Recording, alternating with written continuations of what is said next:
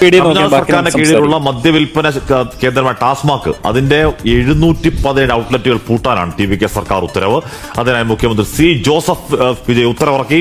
അതൊരു വല്ലാത്ത ഉത്തരവായി പോയി. ആരാധനാലയങ്ങൾ, സ്കൂളുകൾ, ബസ് സ്റ്റാൻഡുകൾ എന്നിവയ്ക്ക് സമീപത്തെ വിൽപ്പനശാലകളാണ് അടയ്ക്കുക. അതായത് 4600ഓളം മദ്യവിൽപ്പനശാലകളാണ്, ടാസ്മാക് കടകളാണ് തമിഴ്നാട്ടിലുള്ളത്. അതിലിപ്പോൾ 717 അത് പൊതുജനങ്ങളുടെ ക്ഷേമത്തിന് വേണ്ടി പൂട്ടുന്നു എന്നുള്ളതാണ് ഉത്തരവിൽ പറയുന്നത്. മുഖ്യമന്ത്രി C. ജോസഫ് വിജയുടെ ഉത്തരവിൽ പറയുന്നത് അങ്ങനെയാണ്. 717 വിൽപ്പനശാലകളാണ് അടയ്ക്കുക. 2 ആഴ്ചയ്ക്കുള്ളിൽ അത് അടച്ച് നടപടിക്രമങ്ങൾ പൂർത്തീകരിക്കണം എന്നും നിർദ്ദേശം നൽകിയിട്ടുണ്ട് മുഖ്യമന്ത്രി.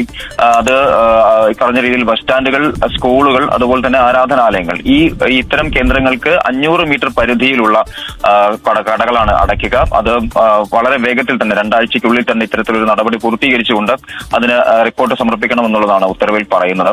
DMK സർക്കാർ അധികാരത്തിൽ വന്ന ആദ്യഘട്ടത്തിൽ ഒപ്പിട്ട ഫയലുകളിൽ ഒന്നും ഇത് തന്നെയായിരുന്നു. അതായത് 500 മദ്യവിൽപ്പനശാലകളാണ് ആ സമയത്ത്, ടാസ്മാക് ഷോപ്പുകളാണ് ആ സമയത്ത് അടച്ചത് 2021. എന്തായാലും സമാനമായ രീതിയിൽ തന്നെ മുഖ്യമന്ത്രി വിജയുടെ ഭാഗത്തു നിന്നും അതേ രീതിയിലുള്ള ഒരു കാര്യം തന്നെയാണ് ഇപ്പോൾ നടന്നിരിക്കുന്നത്. അത് ജനങ്ങളിൽ നിന്നും ലഭിച്ച പരാതിയുടെ അടിസ്ഥാനത്തിലാണ് ഇത്തരത്തിലൊരു നടപടി. ജനക്ഷേമം മുൻനിർത്തിയാണ് ഇത്തരത്തിലൊരു ഈ പണി തുടങ്ങി മക്കളെ. 777 മദ്യഷോപ്പുകളാണ്, 717 മദ്യഷോപ്പാണ് ഈ സ്കൂളിന് സമീപവും പിന്നെ ആൾ സമ്പർക്കമുള്ള 500 മീറ്റർ പരിധിയിലുള്ള എല്ലാ മദ്യഷോപ്പുകളും അടച്ചുപൂട്ടാൻ തന്നെയാണ് വിജയ് പറഞ്ഞിരിക്കുന്നത്. അപ്പോഴേ ഇതിൽ എന്താ പറയുന്നത്, ഇതുവഴി ഒരുപാട് ആൾക്കാരെ, ഒരുപാട് നല്ല ന്യൂ ജനറേഷനിലുള്ള ഒത്തിരി ആൾക്കാർ വഴിതെറ്റി പോകുന്ന ഓൾറെഡി റിപ്പോർട്ട് ചെയ്തിട്ടുണ്ട്. സ്ത്രീകളെല്ലാം സ്വാഗതം അർപ്പിച്ചിട്ടുണ്ട് ഈ ഒരു ഡിസിഷൻ. തമിഴ്നാട് ഒന്നടങ്കം വിജയ്ക്ക് തന്നെ ക്ലാപ്സ് ചെയ്യുന്നുണ്ട്. ഓരോന്ന് തന്നെ ചെയ്യാൻ പോവാണ്.